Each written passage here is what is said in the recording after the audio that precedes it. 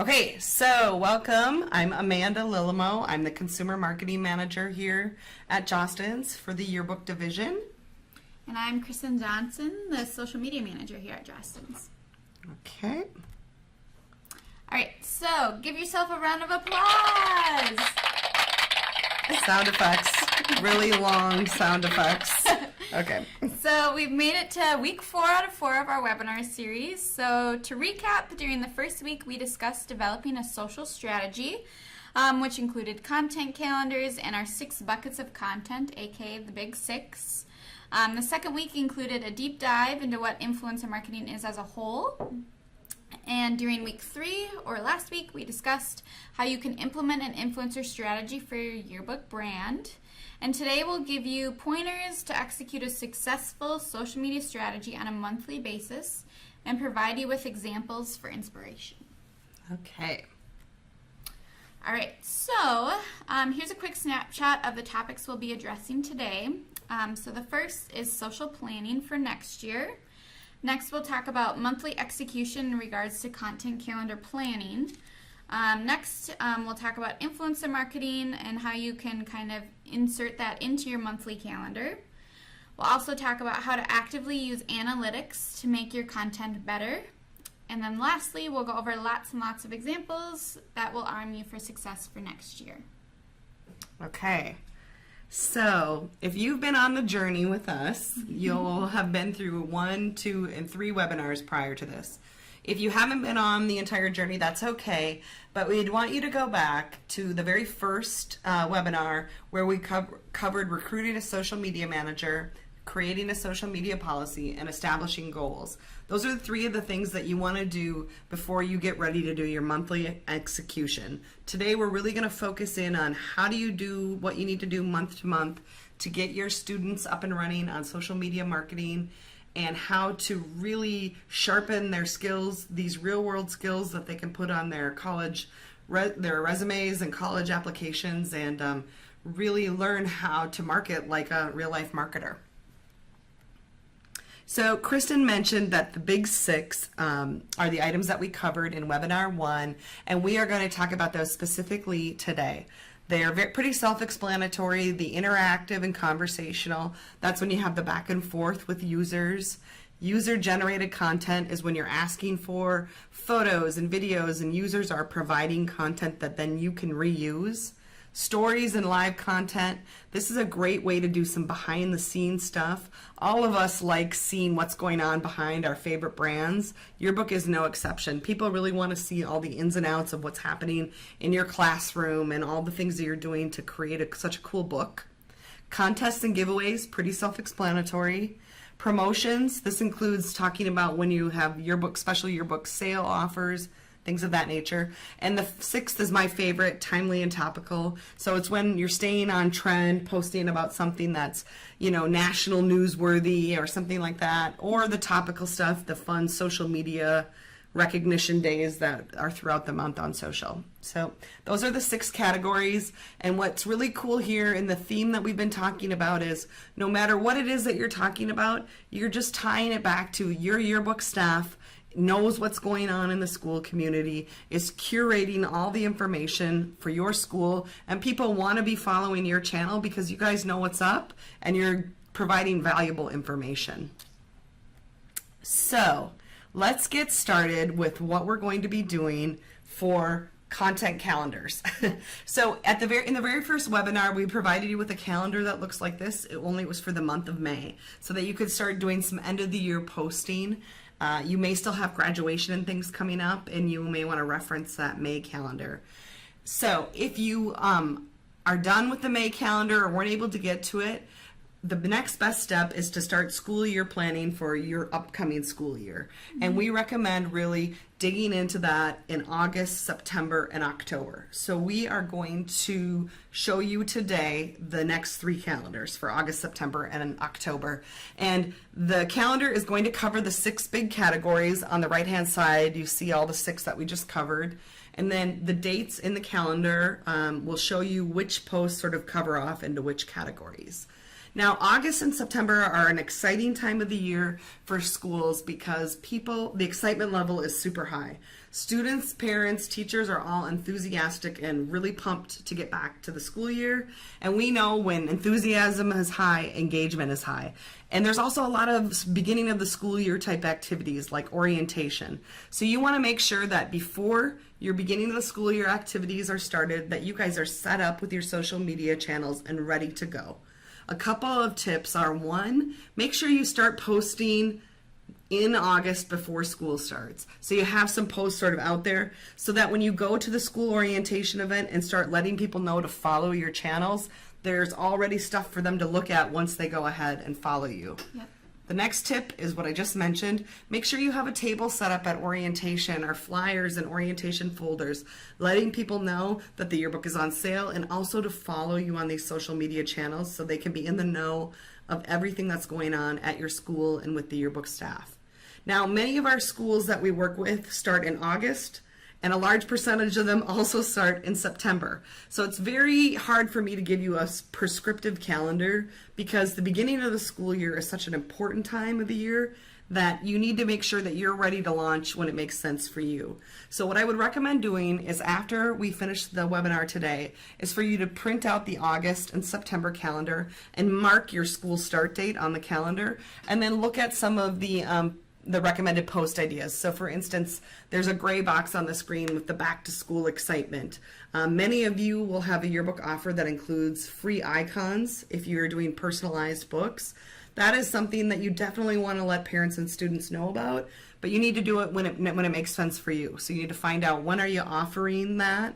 If it's in the end of August, if it's in the beginning of September, that's when you should schedule those posts for. I can't really tell you exactly when that is because it's custom for each school.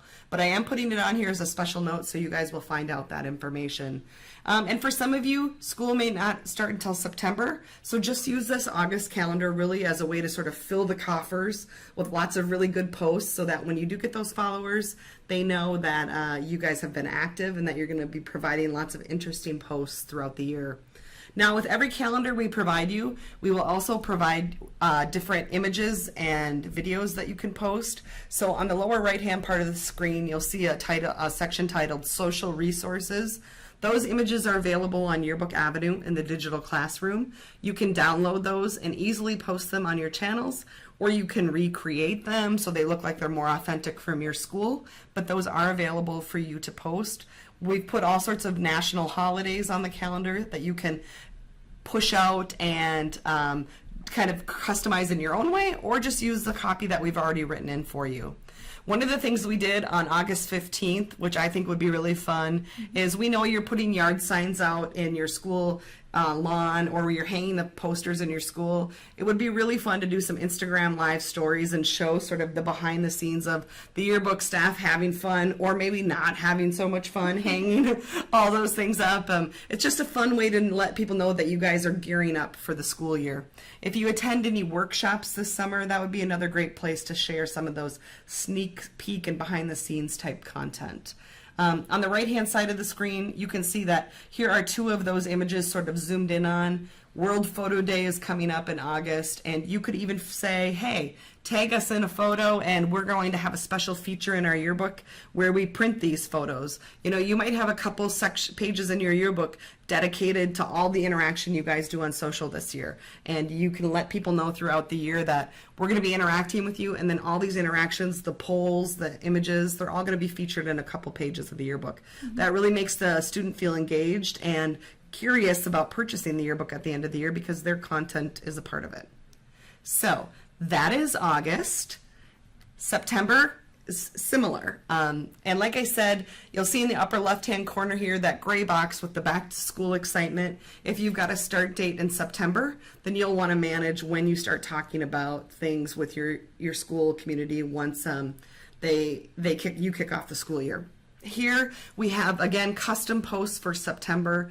On the right-hand side of the screen, you can see some posts that say, your yearbook staff wants to know what is your favorite video game, hashtag National Video Games Day. That's one of those quirky national holidays. We know students are really into their video games, so it's a great way to sort of curate content, get people engaging with your yearbook. And then there's others too. I think there's National Read a Book Day. You know, we created an image, what's your favorite book, etc. Many of you have a very low price on your yearbook at the beginning of the year. So we have images where you can use those to push them out, letting people know that the yearbook is at the lowest price. You can create your own images with actual kids from your own school. We know that when you feature pictures of your own students, that's a lot more meaningful than the stock imagery that we create. But if you don't have the time, you can go ahead and use what we've created. Again, on the content starter section, the blue, orange, yellow portion of this calendar, there's all sorts of different ideas for posts. We recommend that you should post 2 to 3 times a week to stay active on social media and for people to know to look for content from you. In the lower right hand corner, you'll see more social resources are available for the month of September, and you'll be able to download all of those in the digital classroom on Yearbook Avenue. So one idea here is maybe you print out the August, September, October calendar. Once you figure out who your social media manager is going to be, you give them the calendars. They decide which posts they're going to do that we've recommended, and maybe they come up with some own that are specific to your school. So they're posting a Jostens post once a week and a custom post from your school, like when the big football game is, or any sorts of interesting activities that are really specific to your community. And then finally, we've got the October social media calendar. Now, what is going to be fun for us this year is in October, you'll also receive a message from Kristen and myself saying, hey, the November calendar is ready. We'll push that out to you so then you can start getting ready for what you're going to be doing in November. The November calendar will have a similar setup to what you're seeing here. But again, October is a really exciting month in schools because homecoming is often happening, and there's a lot of fun activities during homecoming week. National Yearbook Week is the second week in October, and we are putting together some really fun post ideas that we will be adding to this calendar and pushing out to you as well. So we'll let you know once we have all of those materials created. And then Halloween at the end of October is fun, and many of you probably have a yearbook deadline around Halloween, that the price might go up on November 1st. So that's a really exciting thing to talk about on social media too. You have until this specific date. It gives you some real specific information to talk about. World Teacher Day is happening in October, and here again we're inviting users to leave in the comments the names of their favorite teacher, to interact. If you want to talk about the payment plan that Jostens offers for yearbooks, you can post about that. So again, just lots and lots of stuff. You will have everything you need for August, September, and October, and to start planning for next school year. The social media calendar really covers off on the very bare minimum that we think you should be doing to have success as a staff utilizing social media. So again, the 2 to 3 posts a week. Now, we spent 2 weeks in our webinar series talking about influencer marketing, and we really think that this would be a great way to create a lot of inclusivity. If you are wanting to take the next step and go above and beyond this traditional social media marketing plan, you'll want to get your social media marketing manager together, review the webinars on influencer marketing, and see where you can incorporate influencer marketing in each monthly plan. So as Amanda kind of mentioned, kind of to take your social strategy to the next level, you're going to want to incorporate that influencer marketing. So I want to encourage you to get moving on implementing this strategy sooner rather than later, so it doesn't kind of become an afterthought.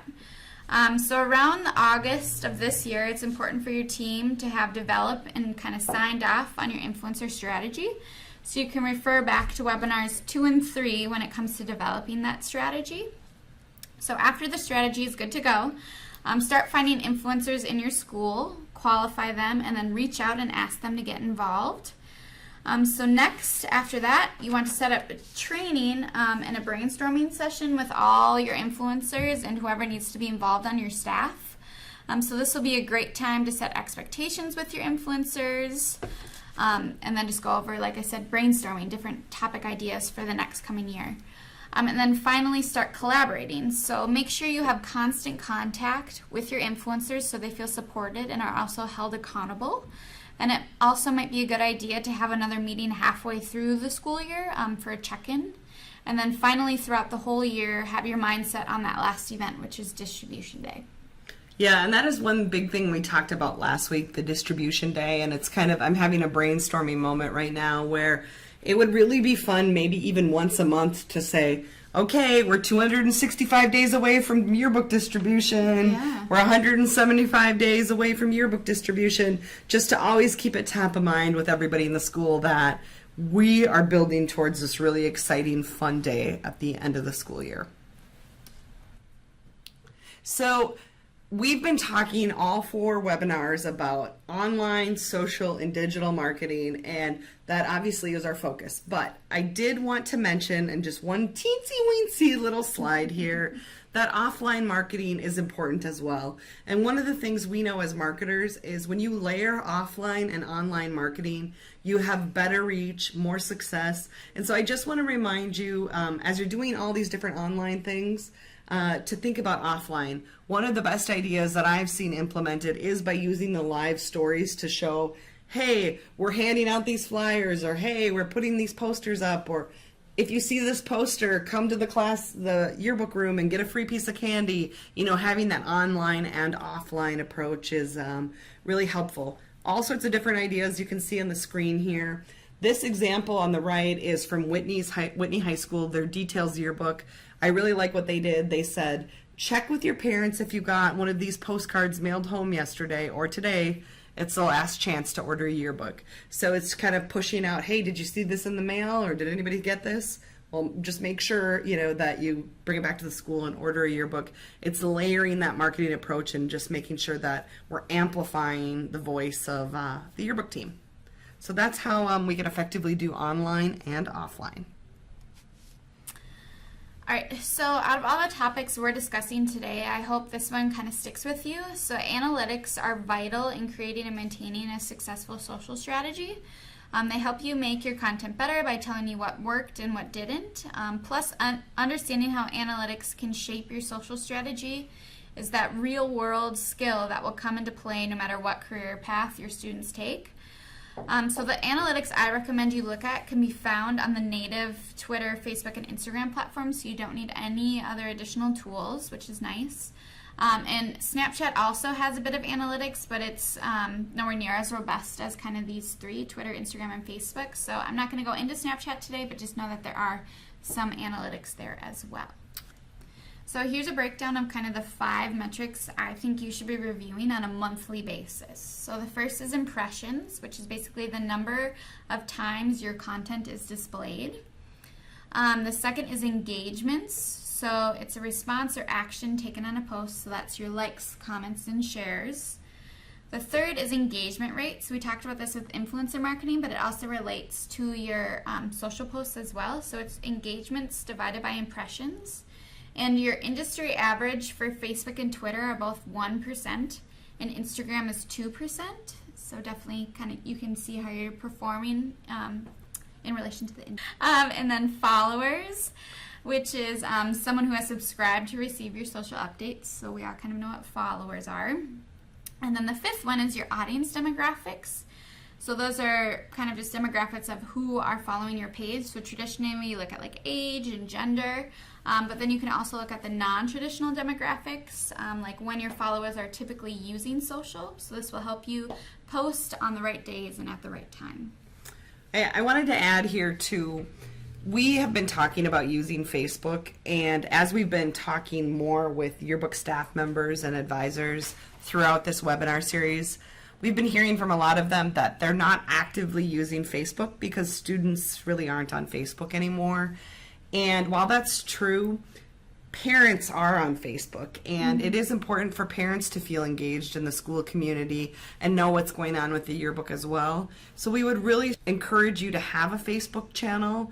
And what's really cool about that is when you go back and look at the analytics that Kristen talked about on the previous slide, you'll be able to clearly see, oh yeah, the people that are looking at our posts are in the 40-year-old plus demographic on Facebook, whereas the people engaging on Instagram are likely in a much younger demographic. So that's a really good way to illustrate the different demographics that are viewing on the different platforms. Definitely. It's good to know your audience and all the different platforms. So I want to talk about real life yearbooking and give some real life examples. So I already showed you in a previous slide the Whitney Details Yearbook. Their Instagram handle is at Details Yearbook, and I highly recommend you follow them if you're on Instagram or have your yearbook staffers follow them. They'll give great inspiration throughout the year. I actually had the opportunity to have a conference call with the yearbook advisor there, Sarah Nichols, and their social media manager for the past year, Jade. And they gave me some really interesting insights to how they run their social channel, and they're in California. One thing that I loved about what they do is they actually set a mission, and you can see that's at the top of their Instagram profile, and then I also copied it and pasted it on the left side of the screen. So their mission is not your everyday stories, but stories every day. And that was really meaningful to me because they want to make sure that they're engaging every single day. So they have a social media manager, Jade, who's in charge of sort of what's happening overall on social. But then she's got several people underneath her that are interested in social, who maybe are new to the yearbook team and want to start contributing. And she works with them and assigns them each one day of the week. And then it's their responsibility to go and find a photo or a video or a little mini story to feature on that particular day of the week. At the beginning of the school year, those staff members send the story to Jade, and Jade posts it, and she gives them credit, photo credit, by tagging their Instagram accounts, or post credit by tagging their Instagram accounts for the content. But what it really does is it does two things. One, it starts training in younger staff members to be active on social. So as they get older, they might want to take over that social media manager position in their junior or senior year. But it also gives real diverse content. So all of these people on the yearbook staff are part of different types of families and activities within the school. And so all of their stories are different each day. And so I think that's a really great way to provide varied content. You can see here sort of the top of their page. They've got different highlight reels that they're using. That's definitely a best practice on Instagram. Here, they're using a trending and a topical and timely type of content piece. They're spinning off of the carpool karaoke revolution, and they're doing wildcat karaoke with one of the teachers in school. Very fun. Again, you can see in the bottom, they're giving photo credit. Oh, and that's Jade, actually, who I talked to. And so what that's also doing is when they're tagging Jade, then they're giving recognition to that student in that school, which is sort of along the vein of the influencer marketing. Now, if I'm following Details Yearbook, I might click on Jade's name and see who she is and learn a little bit about her and her content that she's sharing. Mm-hmm. Again, I showed this example before. This is the same school that did the offline marketing post. I think that's a really smart idea. And then the final one here is they're showing people that helped unload the yearbook boxes. And then you can see on that content they said post by, and they actually tagged the person who gave recognition to the person who wrote the post and did the story for that day. On the left-hand side of the screen, you can see all the different best practices that they use. They're using video, they're using stories, they're timely and on-trend posts, combining offline and offline, and then giving credit by tagging the appropriate people. The other brand I wanted to talk about that's a real-life yearbook brand I actually mentioned in webinar 1, and this is Broken Arrow Yearbook in Oklahoma. They run 2 social media channels for their yearbook. The first one I'm going to feature is their Instagram account.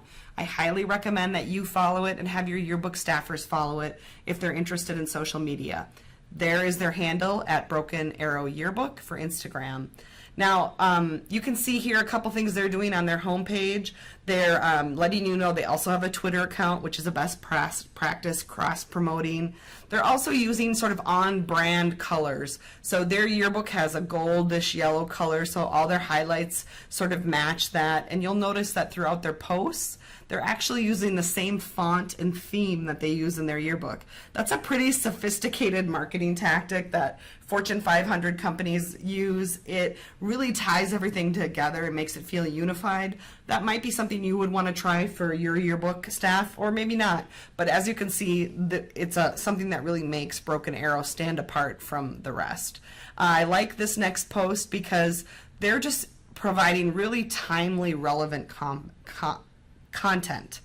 Good luck to the varsity softball team as they take on the state today in in Shawnee at 6:30. They're letting people know where to go. They're letting them know that something cool is happening. They're giving recognition to the team.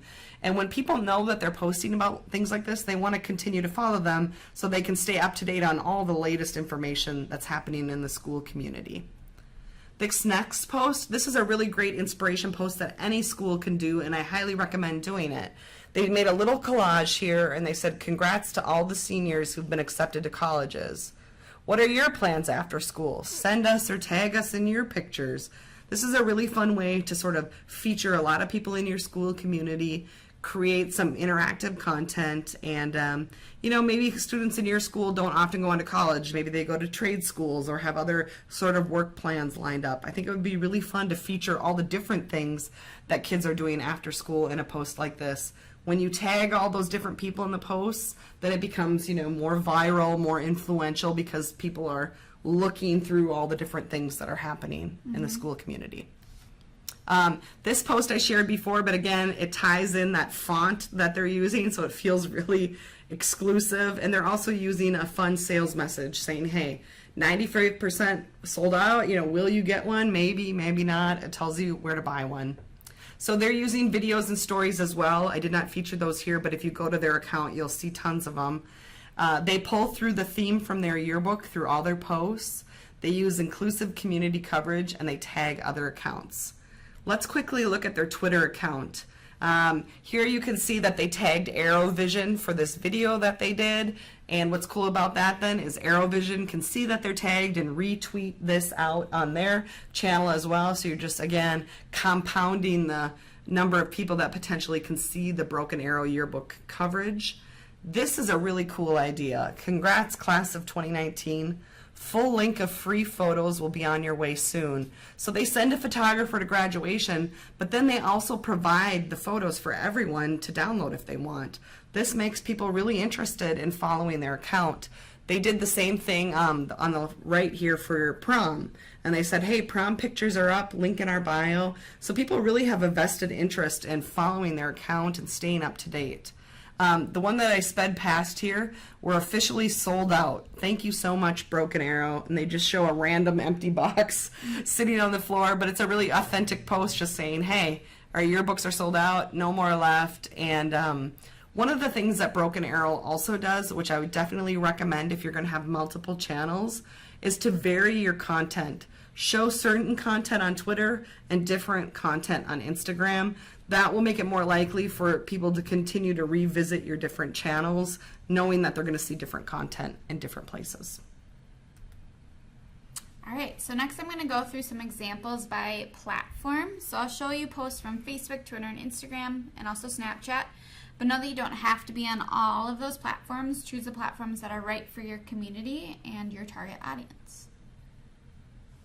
All right, so the first example, I'll start on the left, is Grand Blank. So they document big moments that happen within their yearbook staff. So this is a video of them actually submitting their yearbook.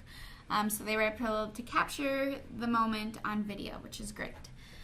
Circle Yearbook, so they actually did a student spotlight. So this is an example of content you could share with that particular student and then ask them to post on their social accounts too, which therefore is influencer marketing. The next example, as we move kind of center on this slide, is GH Yearbook. So they actually were promoting the sale of their yearbook, and they included a link to directly go shop from the post, which is always important. And then the promotion was really fun. So if you bought the yearbook by Friday, you were entered in a drawing to win 2 prom tickets, which is pretty exciting for some high schoolers. And then the Chaska High School example. So they actually incorporated students within their school. So during passing time, they grabbed a few students and asked them to be in a photo.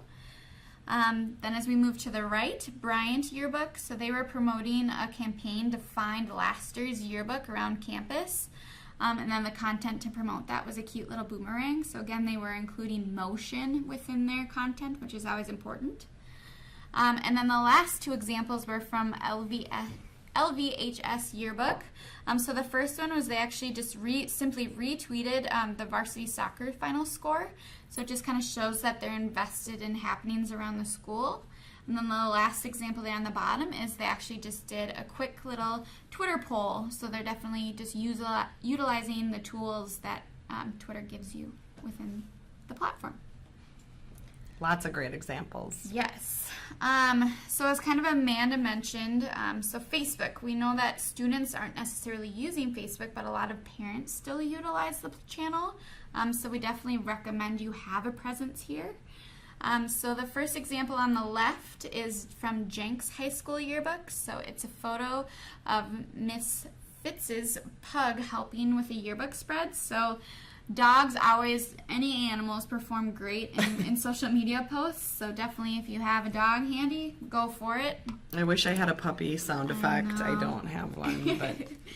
And then kind of something from one of our yearbook reps was the Jostens, North Carolina Facebook page. They shared this meme, and it was really timely and topical content, and that actually kind of went viral within the yearbook community, I would say. So definitely timely and topical is very important when it comes to social media. And then the last example on the right, which was from MVE yearbook. So they actually asked for sports pictures from their social community. And they could have actually taken this even a step further and tagged people within the school community or parents that they think could help reshare that content and get them those photos that they're asking for. All right, on to Instagram. So moving from left to right again. So JC yearbook, so they just posted a really nice stylized photo of their yearbook to kind of reveal it at the end of the year. And with Instagram tiles, this is super important to be really stylistic and pretty. The next example was a boomerang to tease the reveal of the book. So definitely go check that on so you can see the motion of that on Instagram. Next, we have Afterglow yearbooks. So they actually were just sharing photos from exciting events that were happening around the school. So again, it wasn't directly related to a yearbook sale, but it was just like, hey, look at all these great things that are going to be featured in our yearbook at the end of the year. DHS yearbooks. So, I just went through that one, sorry. Oh wait, no I didn't. So DHS yearbooks, so they just shared great things that their staff was doing. So they were at one of our conferences, and so they were just kind of sharing all the great things that they were doing there. And then lastly, Lily Graystall is actually an individual user, but she is a staffer. So she's kind of that influencer who's on the staff that we talked about last week. So she was just sharing a moment from the yearbook process that was just really important to her. So one of the things I like about all the examples that Kristen pulled for this is if you were an individual yearbook staff and did one of each of these, you'd have a great variety of content posted on your Instagram account. So definitely think about varying the type of content you're doing, the stylized, the motion with the boomerang, the specific events featuring your yearbook staff. I mean, it's really a good collection. Yeah, and just my last point with Instagram would just, I featured just Instagram tile posts, but also remember that you have Instagram stories and Instagram TV too. So stories can be more raw and kind of real in the moment. And then IGTV is that long form video that needs to be formatted vertically. So just something to kind of keep in mind with those two things. And then the last examples I wanted to show you were for Snapchat. So like Instagram Stories, Snapchat is a bit more raw. And it's basically a visual texting tool is kind of how I look at it. So the example on the left, again, using dogs. Can't stress that enough. Anytime you can use an animal. So the staffer actually took a photo of their dog at home and added text about buying the yearbook. It's just a cute photo. And then the examples on the right just show that lots of yearbook staffers also create geo-filters at school during big events like signing day and distribution day. And then individual users can actually use those geo-filters on their own personal Snapchat accounts. So it's kind of like a way to do influencer marketing sneakily. Yes. Also, we all know that Snapchat is a platform that lots of teens use, and one of the things I like about Snapchat is there is a QR code reader embedded within that tool. Using QR code on some of your offline promotions, that creates a great opportunity for kids to use Snapchat to scan those things.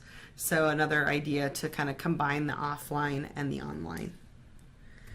So we went over a lot of different examples of content. If there's any tips that we want you to take away, the first is tag, tag, tag. If you're on Facebook, tag moms, tag people that are in your school community. The more tags you put on your content, the more it'll show up in other feeds and get a chance to really bubble up and be seen by lots of people. Unique content is so important. If you've got a staffer that has just a creative eye or wants to do new and different things, they would definitely be a person that would be fun to have on the social media marketing team, because they're going to be thinking of different things that nobody's thought of, not even Kim Kardashian.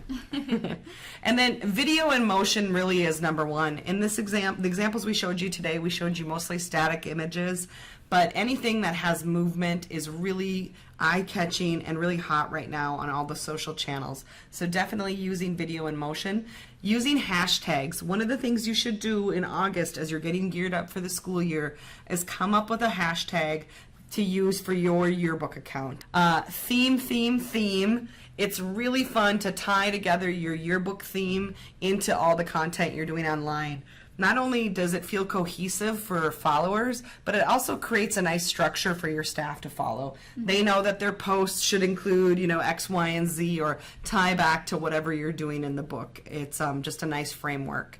And then for sure, inclusion. When I talked with Jade and Sarah Nichols at Whitney Yearbook, they said two things. One, they try to make sure that the kids that are super active in multiple sports and clubs don't always get featured on their social channels. It's easier to do that because they're sort of everywhere you go, so you kind of have to seek out the kids that aren't active in lots of different things.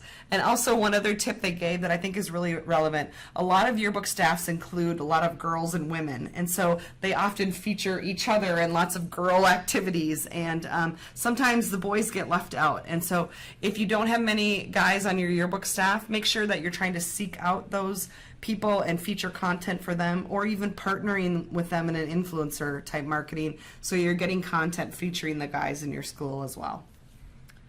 So to wrap up today's webinar and the 4 webinars that we've done this month, we just want to make sure for the monthly execution that 1 month in advance of the month you're going to be posting in, you're sitting down with the social media marketer and reviewing the plan for the upcoming month. You want to be posting 2 to 3 times a week. You want to be really creative and innovative, and mostly you want them to have fun with it. And you can have a lot of fun once you create a nice following and interaction with parents and teachers and students. So we are excited to see what you guys do. So that is us signing off for the last time for now.